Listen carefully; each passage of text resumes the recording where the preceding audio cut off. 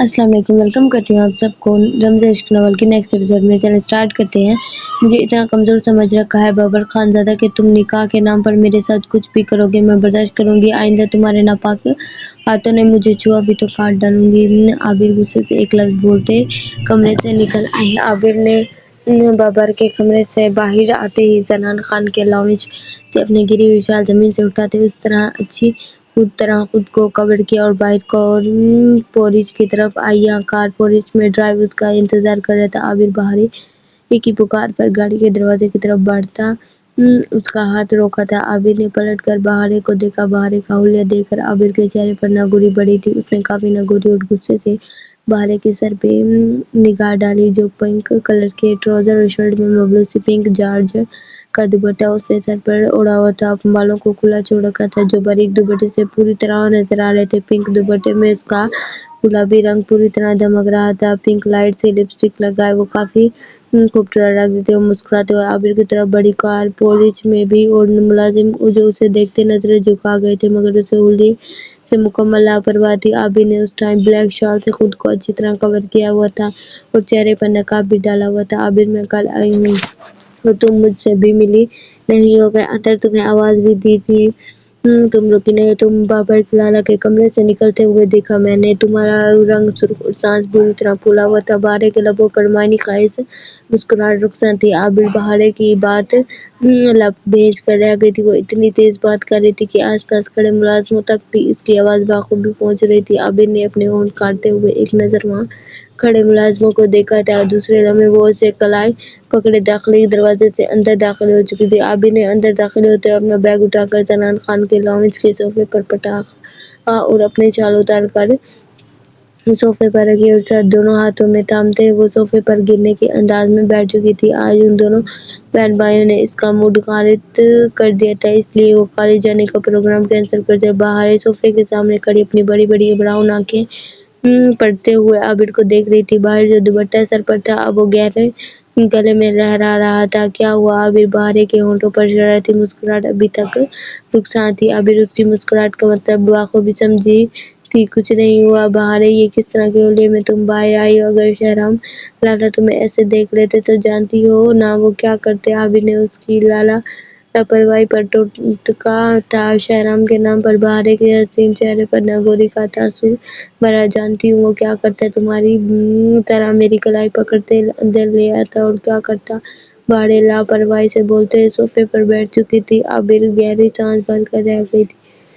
بہارے کا کوئی علاج نہ تھا، اسے خراب کرنے میں شہرام کا ہی ہاتھ تو تھا۔ عابر نے اس حسین چہرے پر نظریں جماتے ہوئے سوچا، تم نے بتایا نہیں کہ تم بابر بھائی کے کمرے میں کیا کر رہی ہو؟ بہارے نے دوبارہ سے ایکسیڈنٹ ہوتے ہوئے پوچھا۔ عابر کے بابر کمرے میں کیا کر رہی ہو؟ بہارے نے دوبارہ سے ایکسیڈنٹ ہوتے ہوئے پوچھا۔ عابر نے کمرے میں موجود ہونے کی وجہ جاننے کے بےتاب ہو رہی ہوں۔ میں تمہارے لالا کے کمرے میں اس پر پیپر اسپرے کرنے گئی تھی۔ بیچارہ اپنی آنکھوں پر ہاتھ رکھتے وہ چیخ رہا تھا، جا کر دیکھو آنکھ وانکھ ضائع نہ ہو گیا ہو اس کا۔ عابر نے بہارے کی آنکھوں میں دیکھتے ہوئے گہرا مسکراتے ہوئے پیپر اسپرے بیگ سے نکالتے ہوئے اسے دکھایا۔ بہارے عابر کی بات سنتے غصے سے صوفے سے اٹھی۔ یہ کیا ہے تم نے عابر؟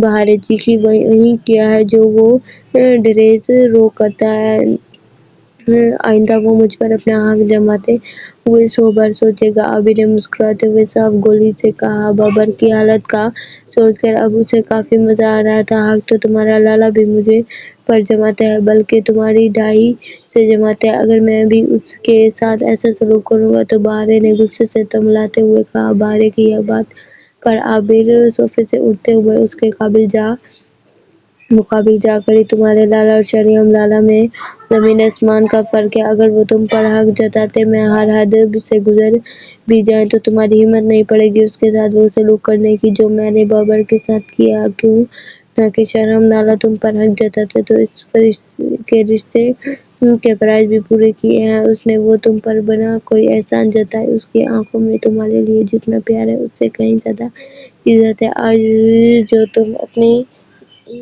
تم اپنی میڈیکل کی تعلیم مکمل کر کے ہاؤس جاب کر رہی ہو اور خود پر اترتی پھرتی ہو، وہ تم ایک ڈاکٹر، وہ صرف شہریام لالہ کی بدولت ممکن ہوا ہے، اور یہ جو تم گلے میں دوپٹہ ڈال کر پورے گھر میں گھومتی ہو، وہ بھی شہریام لالہ کی بدولت ہی ہے، اور تم پر کسی کو ایک انگلی اٹھانے نہیں دیتے۔ عابر نے بہارے کی آنکھوں میں دیکھتے ہوئے اسے جتلایا، میں نے میڈیکل کی تعلیم عثمان زادہ کی وجہ سے مکمل کی ہے۔ وہیں داجی کے سامنے ڈٹ کر کھڑے ہوئے تھے۔ شہرام تو مجھ سے نفرت کا دیوار ہو گیا ہے، جانتی ہو تم یہ سب۔ بہارے مکل کی تملہٹ میں مزید اضافہ ہوا۔ شہرام کی تعریف ہضم نہیں ہوئی تھی، وہ جو کچھ تھی اپنی محنت کی بدولت تھی، مگر ہر شہریام کو ہی کریڈٹ دیتا تھا۔ عثمان زادہ کی وجہ سے تم نے میڈیکل کی تعلیم حاصل کی۔ عابر نے ابرو اچکائے، استفانی نگاہوں سے بہارے کو دیکھا، لبوں پر تنزیہ مسکراہٹ دوڑی۔ اب اس کے لبوں پر تنزیہ مسکراہٹ سے بہارے کو آگ لگی تھی۔ بہارے، تمہارے میڈیکل کالج میں جانے کے بعد میں نے تمہیں یہی سوچا تھا کہ میں ڈاکٹر بنوں۔ محمود بچن کی خواہش تھی ڈاکٹر بننا،